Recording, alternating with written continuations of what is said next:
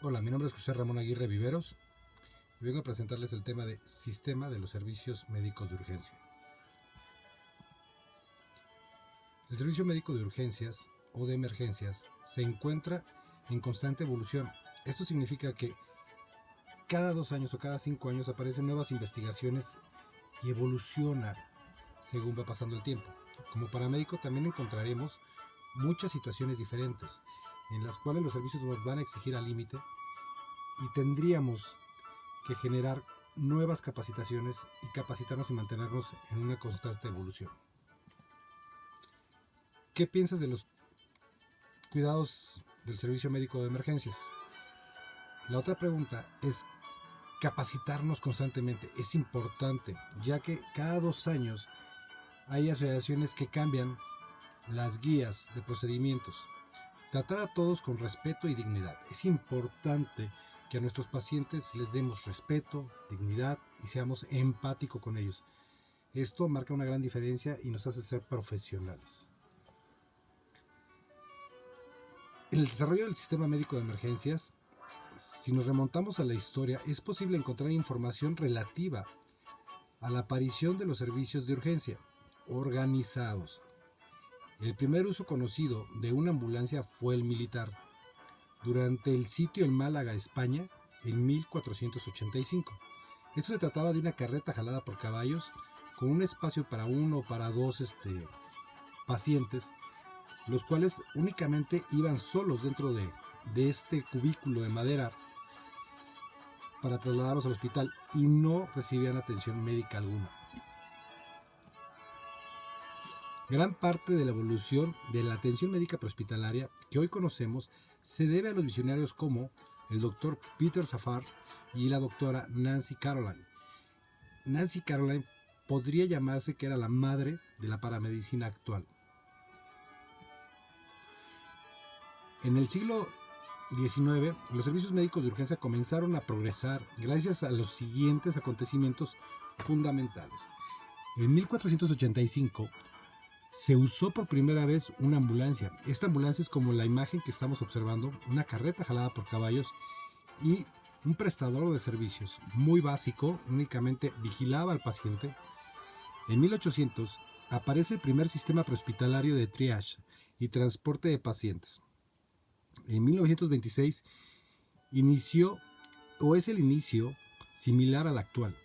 Ya un poquito más organizados, empezaron a salir a las calles a cubrir las emergencias de los ciudadanos.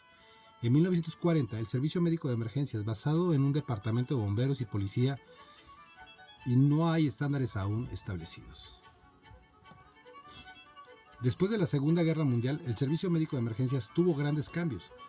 Llevar al hospital de campo o llevar el hospital al campo les dio a los pacientes una mejor oportunidad de sobrevida. En la guerra de Corea se utilizó por primera vez el helicóptero y las unidades SMASH. Las unidades SMASH son aquellos hospitales quirúrgicos que se aproximaban casi 30 minutos de donde estaba la batalla para poderles brindar una atención quirúrgica real a los soldados cuando necesitaban una atención médica. Y los helicópteros eran tan simples como el que estaba en la imagen, donde era una pequeña burbuja donde nada más iba un piloto y en los patines improvisaban o colocaban unos cubículos donde transportaban a los pacientes. Los pacientes no recibían atención hasta que llegaban, pero era más rápida la transportación. En 1956 los doctores Elian y Safar establecieron la reanimación de boca a boca.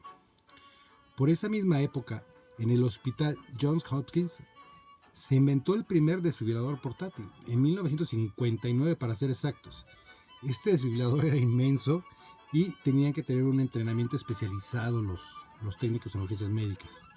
A finales de la década de los 50 y a principios de la década de los 60 se desarrollan las unidades móviles de cuidados intensivos. Estas unidades móviles de cuidados intensivos eran abordadas o eran atendidas por médicos entrenados.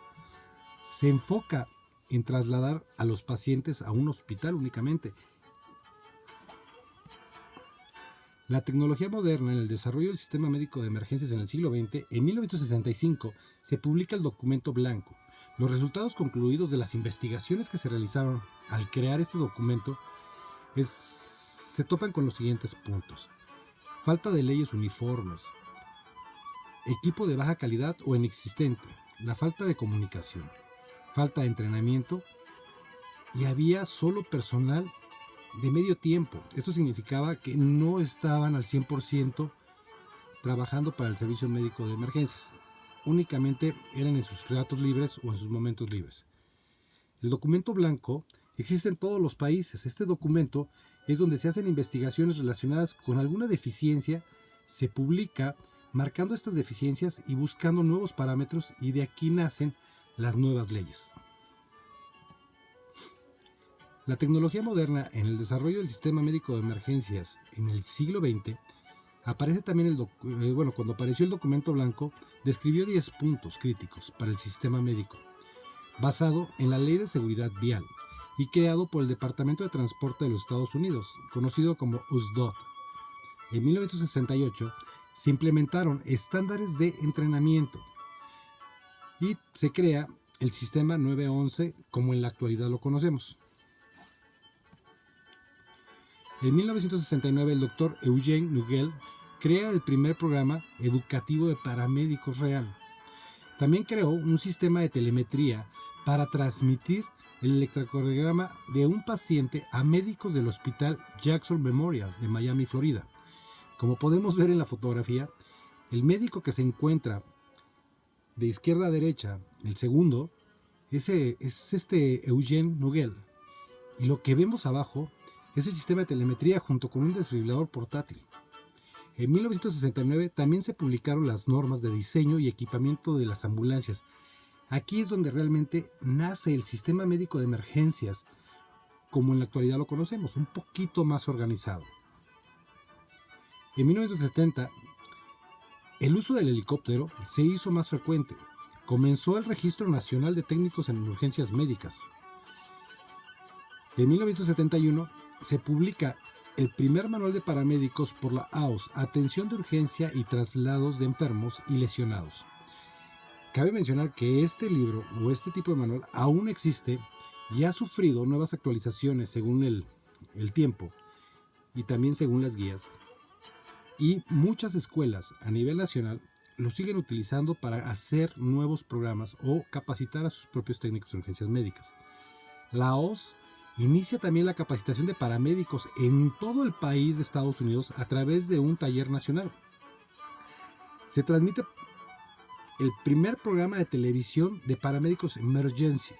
Este programa fue creado para educar a la gente cuál es la labor real de un paramédico y cómo pasan las emergencias o cómo la viven las emergencias estas personas. En 1973 también nace la Ley de Servicios Médicos de Emergencia.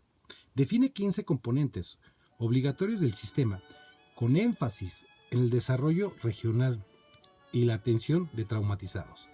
También aparece la ley, o esta ley dispuso una estructura y uniformidad para el sistema. En el 74 se publican los lineamientos para el desarrollo e implementación del sistema médico de emergencias. Podemos ver en la imagen una ambulancia de 1974 y como observamos eran ambulancias muy básicas en el exterior con ciertas reglas. Esto se fue modificando según la DOT hasta tener las unidades o los vehículos de emergencia que hoy conocemos. En 1975 la Asociación Médica Estadounidense reconoce la medicina de urgencias como una rama especializada de la medicina. Esto significa que por fin los paramédicos ya eran reconocidos dentro de la medicina y ya tenían una estructura. Muchas ciudades establecieron esquemas de capacitación avanzada para este personal. Y en 1977 nace el primer plan de estudios para paramédicos por parte de la DOT. Es cuando realmente se empiezan a capacitar y a uniformar a los paramédicos. Este plan se basó en los trabajos de la doctora Nancy Caroline. En la imagen aparece Nancy Caroline a bordo de una ambulancia cuando estos entrenamientos se estaban iniciando. En las décadas de los 80s y 90s aumenta el número de personal capacitado significativamente. la NHTSA desarrolla 10 elementos para ayudar a mantener el servicio médico de emergencias. Se reduce el financiamiento federal, ya que nacen nuevas leyes donde le quitan a la federación el servicio médico de emergencias y se lo otorgan a los estados. Y por esta razón se retira también el financiamiento. Surgen importantes iniciativas federales. Aparecen los servicios médicos de emergencia más eficaces o más eficientes. La capacitación del servicio médico de emergencias se utiliza en otras áreas de la atención médica.